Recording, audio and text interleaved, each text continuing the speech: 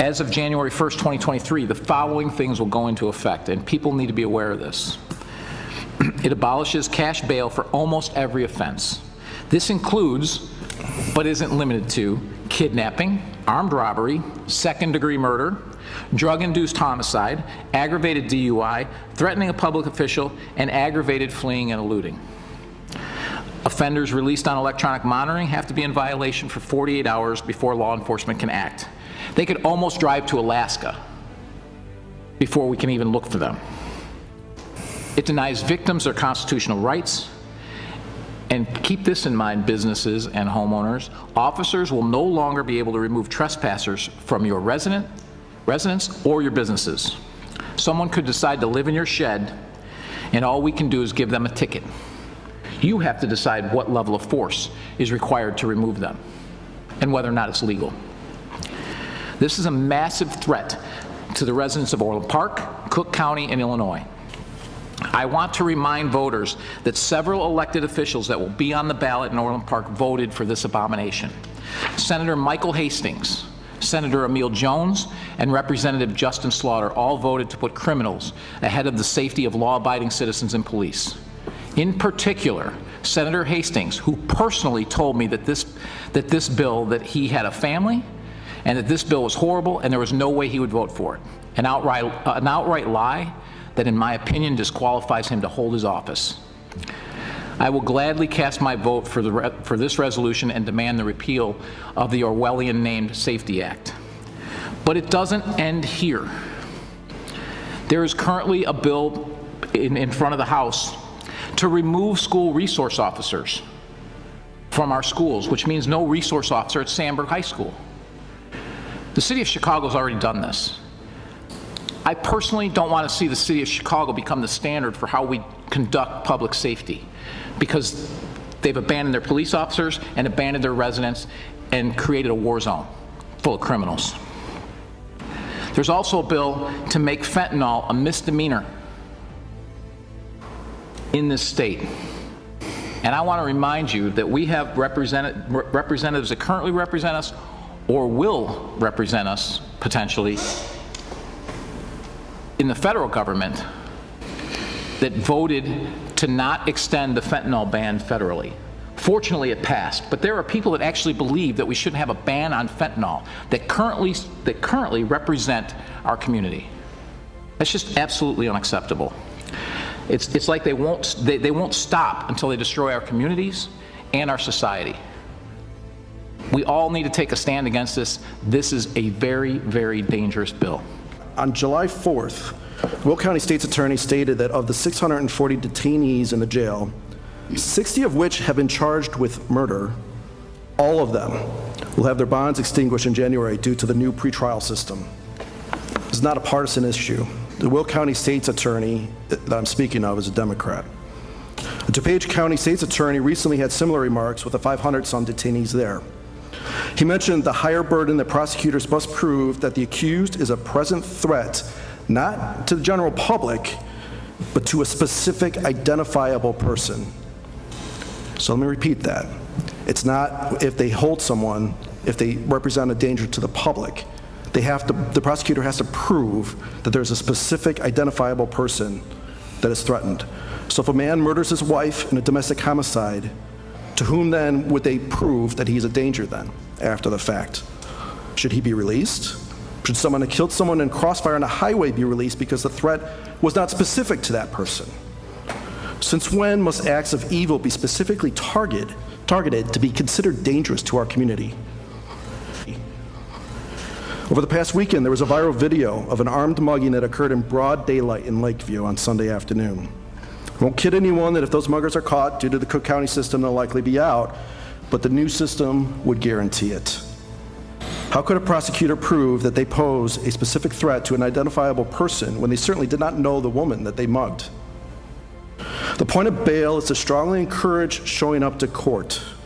Today, if the defendant is charged with a felony, fails to show up in court, they're charged with another felony offense, one class lower than the original charge. In January, that becomes a misdemeanor. Yet we're supposed to believe that defendants will show up under this new system. How is this fair to the victims of these crimes.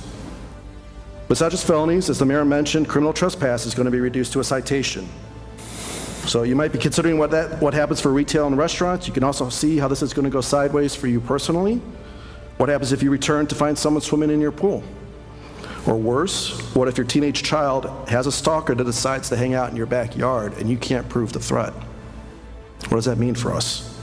Just the tip of the iceberg to a 764-page bill that's since seen some revisions, but not nearly enough.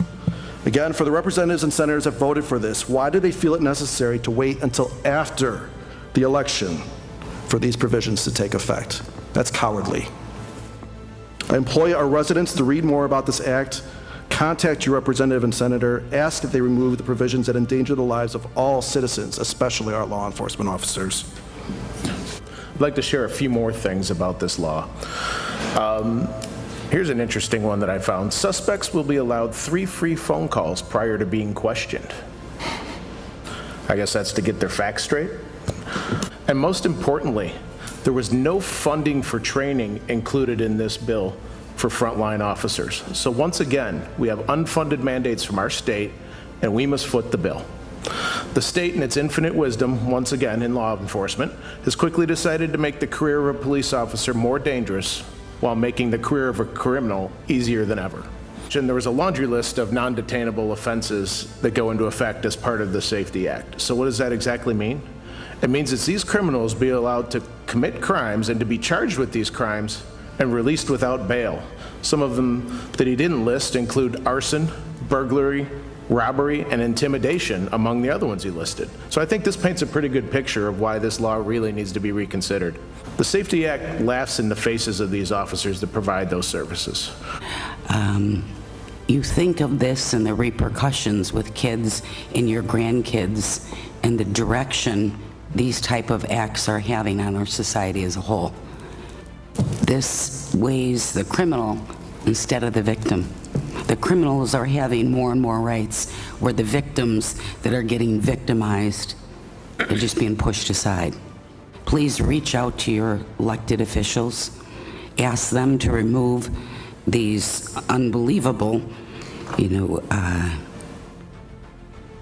items on this bill that really hurt society as a whole. It doesn't matter what your political persuasion is. Thank you. I found out the other day that I'm an enemy of democracy, and watching how the governor here and the legislators passed this middle of the night effort. I mean, I guess I'm an enemy of that too. That's not democracy, it's tyranny that they're using here. 5 years ago, I felt like before we got elected, I felt we were safe here. But in our tenure, safety has gone off the rails. And in our tenure on this board, we've done everything we can, I believe, to help make people safe. But the state has gone awry, and I don't think it's not just one bill. As Keith said, there's a number of bills out there. You have to stay vigilant against the evil that's out there. So we'll have to do our best, and just encourage everybody to do what they can to help stop this oncoming crime wave.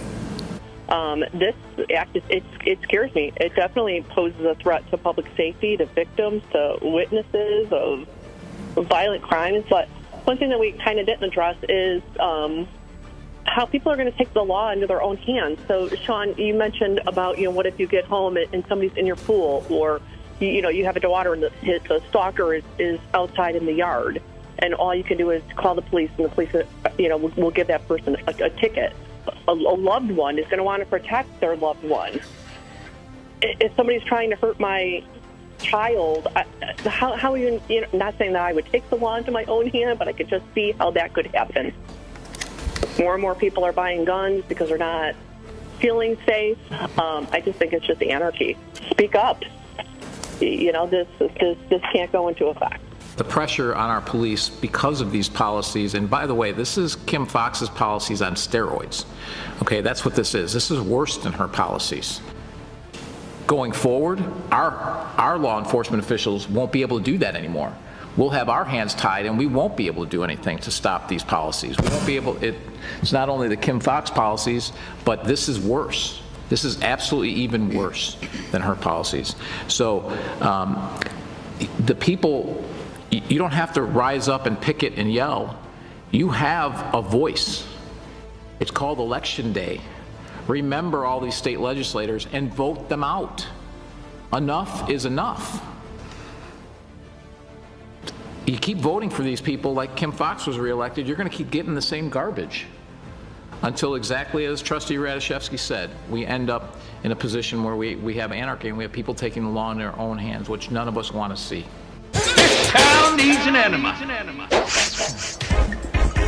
Not one that represents the act in Chicago, starting January of 2023, releasing so many, and then when you call for help, not being able to get the help that you need. Something needs to be done, and a lot of people are not talking about this. So I want people to be aware, to be thinking, and to be safe always. I'm sorry to bring you such a dark subject. However, it's extremely important that we all know what is happening around us and that we keep our loved ones, our children, our grandchildren safe. Please tell me in the comments below your thoughts, and thank you for watching the video till the end. I will try to bring something a little bit more light and funny, like this bear seeing himself in the mirror. I know there's days when I take a look in the mirror and think the same thing. It's pretty darn scary. So humongous hugs, high fives, and good vibes always. Trinity.